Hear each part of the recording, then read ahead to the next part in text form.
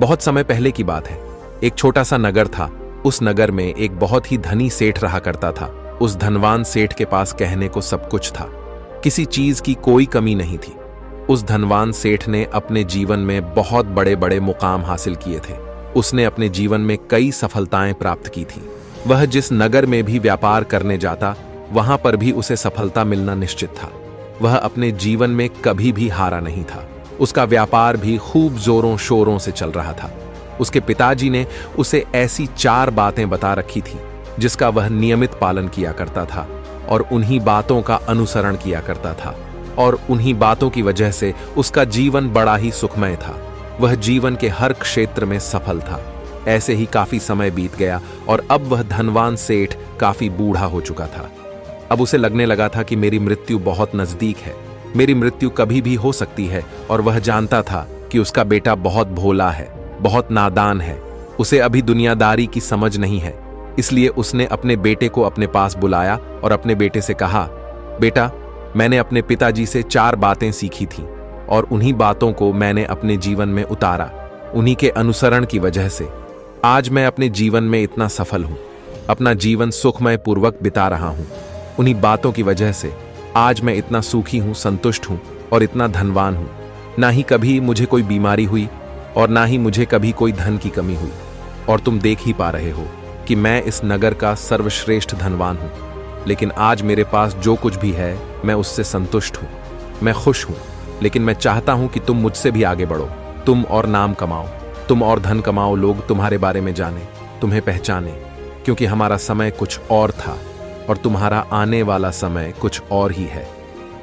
उस धनवान सेठ ने अपने बेटे को अपने और करीब बुलाया और उससे कहने लगा, बेटा, आज मैं तुमको दुनिया की ऐसी 4 महत्वपूर्ण बातें बताने जा रहा हूं जो मुझे मेरे पिताजी ने बताई थी, और इसी के कारण आज मैं इतना सफल हूं।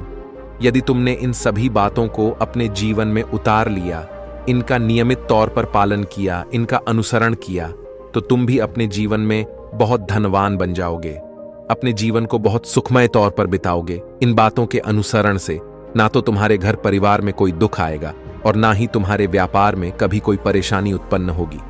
इतना कहकर धनवान सेठ अपने बेटे को 4 बातें बताना शुरू करता है। वह कहता है, बेटा, सबसे पहली बात है काम पर छाव में जाना और छाव में आना। दूसरी बात, अपने घर के चारों तरफ चमड़े की बांध रखना। तीसरी बात, हमेशा खाने को मीठा करके खाना। और चौथी बात, अपनी पत्नी को हमेशा बांध कर रखना। इतना कहकर वह धनवान सेठ अब निश्चिंत हो चुका था। वह यह जानता था कि उसका बेटा बहुत भोला है। वह अपने पिता की बात अवश्य मानेगा और इन सभी 4 बातों को अपने जीवन में उतारे और इनका अनुसरण भी करेगा। देखते ही देखते कुछ महीने बीत गए और फिर एक दिन धनवान सेठ मृत्यु को प्राप्त हो गया।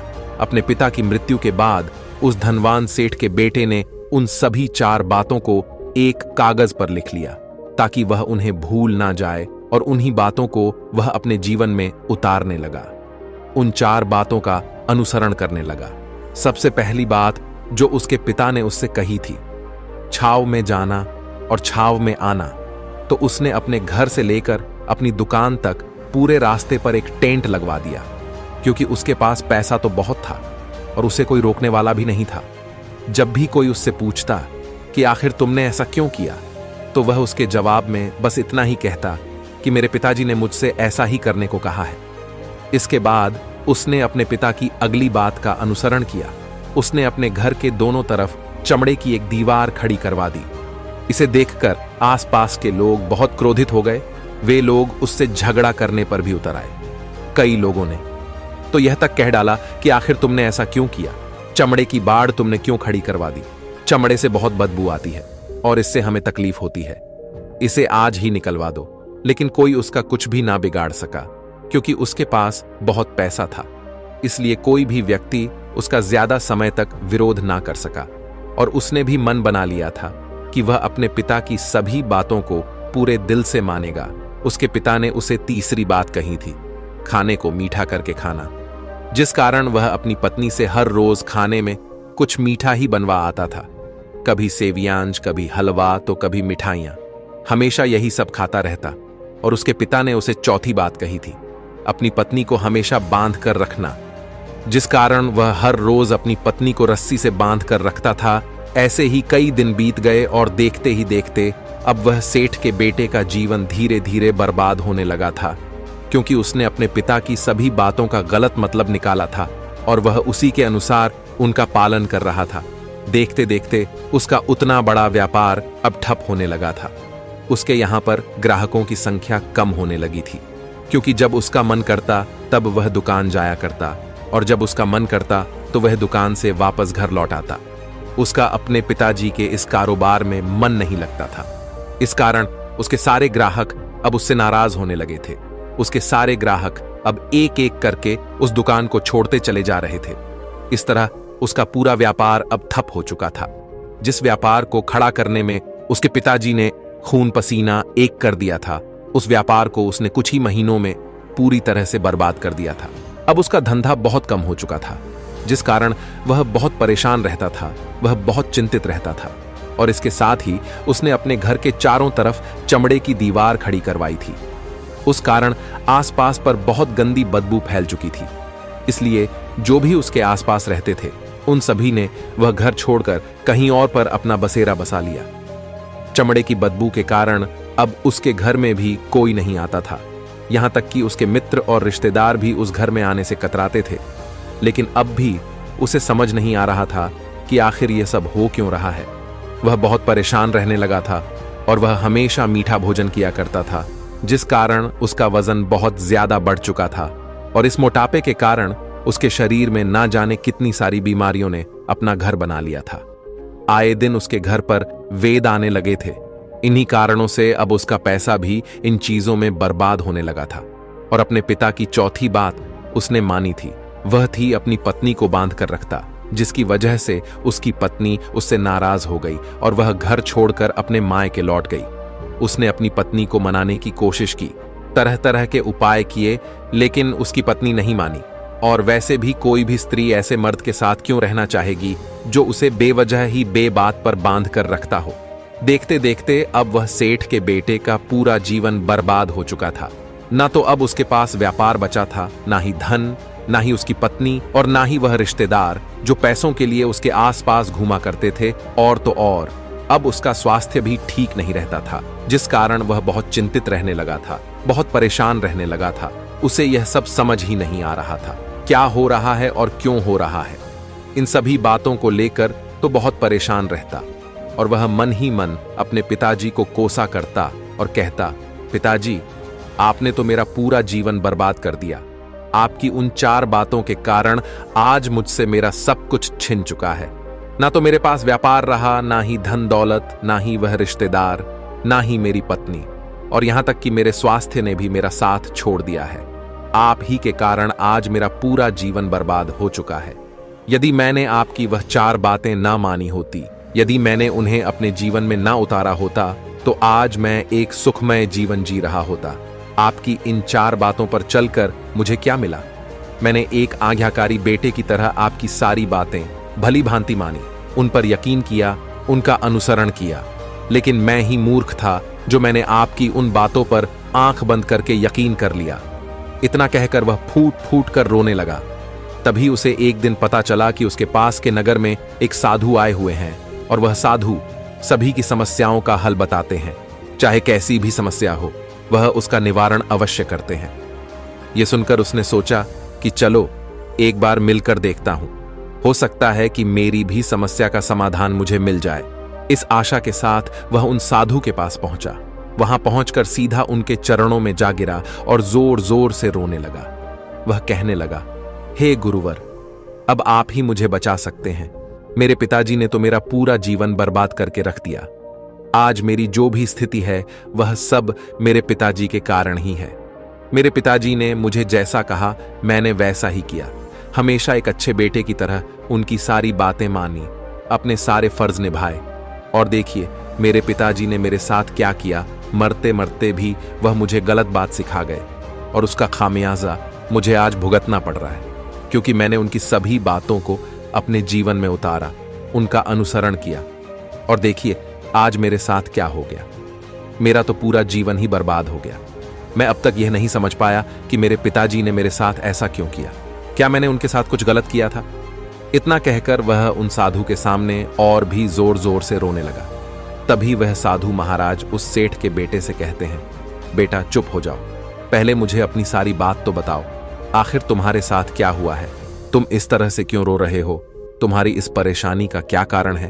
उन साधु के इतना कहने पर उस सेठ के बेटे ने पर्ची उन साधु के हाथ में रख दी, जो उसने अपने पिता की मृत्यु के बाद लिख रखी थी, जिसमें उसने अपने पिता की चारों बातें लिखी थीं। उन साधु ने पर्ची ली और उसे पढ़ने लगे, और उन्होंने जैसे ही वह पढ़ा तो वह जोर जोर से हंसने लगे, और वह उस सेठ के बेटे से कहते हैं, तुम कितने बड़े मूर्ख हो। तुम्हारे पिता ने तो तुम्हें दुनिया का सारा ज्ञान दे दिया, लेकिन तुम उसे समझ नहीं पाए, तुम उसका सही तरह से पालन नहीं कर पाए, और कहते हो कि तुम्हारे पिता ने तुम्हें गलत राह दिखाई है, तुमने गलत संदेश दिया है। तुम्हारे पिताजी तो तुम्हारी परीक्षा ले रहे थे कि तुम उनकी बातों को समझ पाते हो या नहीं, तुम उनकी बातों का सही मतलब निकाल पाते हो या नहीं। यदि वह चाहते तो इसका मतलब तुम्हें अच्छी तरह से बता सकते थे, लेकिन वह चाहते थे कि तुम इन बातों का मतलब खुद से जानो, खुद से समझो कि इन बातों का क्या अर्थ है। लेकिन अब तो ऐसा प्रतीत होता है कि मानो तुम्हारी बुद्धि बिल्कुल भ्रष्ट हो चुकी है। तुमसे बड़ा मूर्ख मैंने आज तक नहीं देखा। जिसके पास दुनिया का इतना बड़ा ज्ञान हो, वह भला इतनी बड़ी मूर्खता कैसे कर सकता है? तुम्हारे पास कोई ज्ञान नहीं है, तुमने कोई भी ज्ञान अर्जित ही नहीं किया। अगर तुम इन बातों का सही मतलब समझ चुके होते तो तुम भी अपने जीवन में अपने पिता की तरह ही सफल होते, खुश होते, और तुम्हारा जीवन सुखमय तरह से बीत रहा होता। लेकिन तुम इतने बड़े मूर्ख हो कि तुमने अपने पिता की बातों का गलत मतलब निकाल लिया। उन बातों के मतलब के बारे में तुमने सोचा तक नहीं। उन्होंने जैसा कहा तुमने वैसा करना शुरू कर दिया। यदि तुम्हें उन बातों का अर्थ नहीं पता चल रहा था तो तुम किसी ज्ञानी से मिल सकते थे, तुम उससे उस बात का मतलब निकाल लेते। लेकिन जैसा तुमने अपने पिता की इन बातों को समझा है, इसका मतलब वैसा नहीं है। इस पर वह धनवान सेठ का बेटा कहता है, हे गुरुवर, आप क्या कहना चाहते हैं? क्या मैं अपने पिता की बातों को सही नहीं समझ रहा? और वैसे भी इसमें समझने लायक है क्या? उन्होंने तो सब कुछ साफ साफ ही बताया था और मैंने उन्हें अपने जीवन में उसी तरह से उतार लिया, तो फिर मैंने गलत क्या किया है? इस पर गुरुवर एक बार फिर मुस्कुराने लगे और उस सेठ के बेटे से कहते हैं, बेटा, यह जो बातें लिखी गई हैं, इन बातों के पीछे एक गहरा अर्थ है जिसे तुम समझ नहीं पाए। इसी कारणवश तुमने यह मूर्खता कर दी और इसी कारणवश तुमने अपना पूरा जीवन बर्बाद कर लिया। लेकिन अब भी कुछ नहीं बिगड़ा, अब भी तुम्हारे पास बहुत समय है। यदि तुम चाहो तो अब से मेहनत करके भी तुम अपने जीवन में एक बार फिर से वह खुशहाली, वश, समृद्धि सब कुछ हासिल कर सकते हो। इस पर वह सेठ का बेटा कहता है, ठीक है, कृपया करके मुझे उन चारों बातों का मतलब समझाइए। आखिर उन चार बातों का क्या अर्थ है?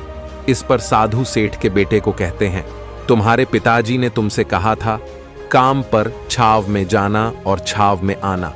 इसका मतलब यह है सूर्य निकलने से पहले ही तुम दुकान पर पहुंच जाना और सूर्यास्त होने के बाद ही तुम वापस घर आना, जिससे तुम्हें दुकान पर अधिक से अधिक समय मिल पाएगा। तुम उस काम को अच्छी तरह समझ पाओगे, उस काम को अच्छी तरह से कर पाओगे, उस काम को बढ़ाने में तुम अपना दिमाग लगा पाओगे और तुम अपने काम में तरक्की कर पाओगे। लेकिन तुमने तो इसका गलत ही मतलब निकाल लिया। तुमने तो अपने घर से लेकर दुकान तक एक ऐसा टेंट लगवा दिया जिससे तुम छाव में आ सको और छाव में जा सको। अब तुम ही बताओ, क्या तुमने अपने पिताजी की इन बातों का सही मतलब समझा था? यह सुनकर वह सेठ का बेटा जोर जोर से रोने लगा और कहने लगा, हे गुरुवर, मेरी ही गलती थी। मैंने अपने पिता की इन बातों का गलत मतलब निकाला और इसी कारण वश आज मैं पूरी तरह से बर्बाद हो चुका हूं। मैं ही सबसे बड़ा मूर्ख था। मेरे पिताजी ने तो मुझे इतना महत्वपूर्ण ज्ञान दिया, लेकिन मैं उस हीरे को पत्थर समझ बैठा। आगे वह सेठ का बेटा उन गुरुवर से कहता है कि गुरुवर, दूसरी बात क्या है, उसका अर्थ क्या है? आगे गुरुवर दूसरी बात का अर्थ समझाते हुए कहते हैं, चमड़े की बाढ़ करवाना, इसका अर्थ यह है कि तुम अपने घर में कुत्ता या बिल्ली पालना। जब तुम अपने घर में कुत्ता बिल्ली पाल लोगे तो यह तुम्हारे घर की चारों ओर से रक्षा करेगा, जिससे तुम्हारी धन दौलत पूरी तरह से सुरक्षित रहेगी और तुम बेफिक्र होकर दुकान पर मन लगा सकोगे, बेफिक्र होकर दुकान के कामों को समझ सकोगे और तरक्की कर पाओगे। और तो और तुम्हारे मन में कभी यह भी डर नहीं होगा कि कहीं कोई चोर आकर मेरी संपत्ति न चुरा ले। चमड़े की बाढ़ करवाने का असली मतलब यह है, लेकिन तुमने तो चमड़े की बाढ़ करवाने का मतलब कुछ और ही निकाल दिया। तुमने तो अपने घर की 2 दीवारों को ही चमड़े से पूरी तरह से भरवा दिया, जिस कारण आसपास गंदी बदबू फैल गई। तुम्हारे आसपास के पड़ोसी भी अपना घर छोड़कर कहीं और चले गए। यहां तक कि तुम्हारे मित्र, तुम्हारे सगे संबंधी भी उस बदबू के कारण तुम्हारे घर पर आने से कतराने लगे। और अब हालत यह हो चुकी है कि ना तो तुम्हारे घर पर कोई आता है और ना ही कोई जाता है। और इसी कारणवश लोग तुम्हें नापसंद करने लगे। और तुम्हारी बर्बादी का यह भी कारण है।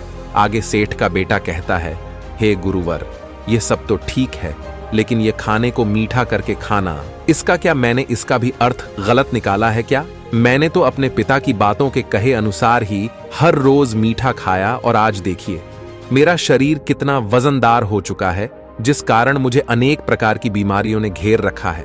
क्या मैं इस बात को भी गलत समझ रहा था? इस पर वह साधु उस सेठ के बेटे से कहते हैं, हाँ, तुमने इस बात का भी गलत मतलब ही निकाला है। मीठा करके खाने का अर्थ यह है कि जब भी तुम्हें भूख तेजी से लगे तभी तुम्हें भोजन करना है, ना उसके पहले और ना उसके बाद। अन्यथा यदि तुम्हें भूख ना लगी होगी और तुम्हें भोजन मिल जाए तो तुम उस भोजन की कभी कदर नहीं करोगे। वह रोटी तुम्हें कभी मीठी नहीं लगेगी, फिर चाहे वह भोजन कितना भी स्वादिष्ट क्यों ना हो, चाहे भोजन कितना भी लाजवाब क्यों ना हो, तुम उसकी कदर कभी नहीं कर पाओगे, तुम उसका सम्मान कभी नहीं कर पाओगे। किंतु जब एक व्यक्ति को जोरों की भूख लगी होती है तो उसके सामने यदि तुम सूखी रोटी भी रख दो तो भी वह उसके लिए किसी पंचमेल से कम नहीं है।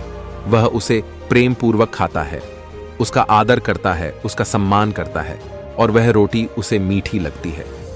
इसीलिए तुम्हारे पिताजी ने यह कहा था कि भोजन मीठा करके खाना, जिससे तुम्हारा स्वास्थ्य भी अच्छा रहेगा। क्योंकि जब एक व्यक्ति को भूख लगी होती है और उस समय पर जब वह भोजन करता है तो वह उसके लिए एक अमृत समान होता है, और वहीं पर जब किसी व्यक्ति को भूख ना लगी हो और ऐसे समय पर वह भोजन करता है तो वह उसके लिए विष समान है, वह उसे बहुत नुकसान पहुंचा सकता है। लेकिन तुमने तो इसका भी गलत मतलब निकाला था। तुम हर रोज मीठा खाने लगे, जिस कारण तुम्हारा वजन बढ़ने लगा, और इसी कारणवश तुम्हारे शरीर में अनेक रोग ने अपना घर बना लिया और यह तुम्हें मृत्यु के करीब ले जा रहा था। इसलिए आज से जब भी तुम्हें जोरों की भूख लगे तभी भोजन करना तुम्हारे लिए अत्यधिक फायदेमंद होगा और तुम्हारे शरीर को हमेशा निरोगी बनाने में तुम्हारी मदद करेगा। और जब भी तब भोजन की आवश्यकता ना हो, तुम्हें भूख ना लगी हो, ऐसे समय पर भोजन कभी ना करना। यह तुम्हारे लिए बहुत नुकसानदायक साबित होगा। और यही तुम्हारी तीसरी गलती थी, जिस कारण तुम्हारा पूरा जीवन बर्बाद हो रहा था। आगे सेठ का बेटा कहता है, चौथी बात तो बिल्कुल साफ लिखी गई है, अपनी पत्नी को हमेशा बांध कर रखना। तो इसका अर्थ भी कुछ और है क्या? मैंने इसका भी गलत मतलब निकाला है। इस पर साधु कहते हैं, हाँ बेटा, अपनी पत्नी को बांध कर रखने का अर्थ यह नहीं है कि तुम रोज रस्सी से बांध कर रखो, बल्कि इसका अर्थ तो यह है कि जब भी तुम दोनों के बीच में कोई आपसी मतभेद हो जाए, कुछ नोक झोंक हो जाए, तो तुम अपनी पत्नी पर हाथ मत छोड़ना। जब तक एक स्त्री का पति उसके साथ रिश्ते में बंधा होता है तो वह अपने रिश्तों में बंध जाती है और वह अपने रिश्ते को पूर्ण तरीके से निभाने का हर मुमकिन प्रयास करती है। और ऐसे समय पर यदि तुम्हारे बीच कुछ नोक-झोंक हो जाए, कुछ गलतियां हो जाएं, और ऐसे समय पर तुम उस स्त्री का हाथ नहीं छोड़ते, तो वह तुम्हें छोड़कर कभी नहीं जाएगी। लेकिन इसका अर्थ यह भी नहीं है कि तुम अपनी पत्नी पर अत्याचार करो, बल्कि तुम्हारे पिताजी यहाँ पर कहना चाहते थे कि जो भी कोई व्यक्ति तुम्हारे साथ किसी रिश्ते में जुड़ा हुआ है, उसे अपने रिश्ते में इस तरीके से बांध लो कि वह तुम्हारे साथ झगड़े और नोक-झोंक के बाद भी नुकसान न पहुंचा सके, वह तुम्हारे साथ कुछ गलत ना कर सके और तुम्हारा फायदा ना उठा सके। अपने रिश्तों को हमेशा बांध कर रखना, उन्हें खुला मत छोड़ना, अन्यथा वह तुम्हारे हाथ से फिसल जाएंगे। और हम में से अधिकांश लोग अपने जीवन में यही गलतियां करते हैं और अपने नए रिश्तों को कभी समय नहीं देते, जिस कारण उनका रिश्ता उतना मजबूत नहीं हो पाता और इसी कारणवश वह अपने रिश्ते से हाथ धो बैठते हैं। और यही गलती तुमने भी की। तुमने तो अपनी पत्नी को बांध कर रखा था, तो भला वह तुम्हें कैसे माफ कर सकती है? और यही कारण है कि वह तुम्हें छोड़कर चली गई। तुमने जो अपनी पत्नी के साथ किया वह माफी के लायक नहीं है, लेकिन तुम्हें अपनी पत्नी से माफी मांगनी चाहिए, क्योंकि तुमने गलत किया है। इसलिए जाओ और अपनी पत्नी से माफी मांगो, उसे वापस घर लाओ। और यही वह 4 बातें थीं जो तुम्हें तुम्हारे पिता ने समझाने का प्रयास किया था, लेकिन तुमने इन सभी बातों का गलत मतलब निकाला और इसी कारणवश तुम पूरी तरह से बर्बाद हो गए। किंतु अभी भी तुम्हारे पास बहुत समय है। यदि तुम इन सभी बातों का सही से अनुसरण करते हो तो तुम अपने जीवन में एक बार फिर से वह सब कुछ हासिल कर सकते हो जो तुमने खोया है। ये सारी बातें हमारे जीवन की पूरी परेशानियों का समाधान है। तुम किसी भी तरह से इनको देख सकते हो। यदि तुम कामयाब होना चाहते हो तो तुम्हें मेहनत करनी ही होगी। सूर्य निकलने से पहले तुम्हें अपने घर से निकलना होगा और हमेशा सूर्य के ढलने के बाद ही तुम्हें घर वापस लौटना होगा, ताकि धन दौलत को कोई तुमसे छीन ना ले। तुम्हें अपने रिश्तों को कुछ इस तरीके से बांधना होगा ताकि वह रिश्ते तुम्हें परेशान ना करें, तुम्हें तकलीफ ना पहुंचाए, तुम्हारा फायदा ना उठाए। और हमेशा एक अच्छा और स्वस्थ भोजन करना जब तुम्हें भूख लगी हो, ताकि तुम्हें जो भी सांसें मिली हैं तुम उसे खुशी खुशी जी सको। और अपने रिश्तों को हमेशा बांध कर रखना, उन्हें खुला मत छोड़ना, अन्यथा वह तुम्हारे हाथ से फिसल जाएंगे। और अपने घर में अवश्य ही कुत्ते या बिल्ली को जरूर पालना, ताकि तुम्हारा धन हमेशा सुरक्षित रहे। इन सभी बातों का अपने जीवन में अनुसरण करने के बाद तुम अपने जीवन में सब कुछ एक बार फिर पा सकते हो जो तुमने आज तक खोया है। और हो सकता है कि तुम इससे भी अधिक उन्नति कर पाओ, इससे भी अधिक समृद्धि पा सको, अपने जीवन को खुशहाल और सुखमय बना सके। इतना कहकर वह साधु शांत हो गए और सेठ का बेटा भी अपनी सभी गलतियों को समझ चुका था। उसने उन गुरु को प्रणाम किया और वापस अपने घर लौट गया। उसने उन सभी 4 बातों को अपने जीवन में उतारा, उनका सही सही अनुसरण किया। उसके बाद से उसके जीवन में सकारात्मक प्रभाव दिखने लगे। वह एक बार फिर से अपने व्यापार को खड़ा करने में सफल रहा। वह एक बार फिर से अपनी पत्नी को घर लाने में सफल रहा और देखते ही देखते उसका जीवन सुखमय और आनंदमय हो गया था। तो दोस्तों, मुझे उम्मीद है कि आपको यह आज कहानी पसंद आई होगी और आपने इससे कुछ सीखा होगा। कहानी के बारे में अपने विचार आप हमें नीचे कमेंट बॉक्स में कमेंट करके बता सकते हैं। जाने से पहले वीडियो को लाइक करें और चैनल को सब्सक्राइब जरूर करें। तो चलिए मिलते हैं ऐसी ही कोई नई कहानी। तब तक के लिए अपना ख्याल रखें। धन्यवाद।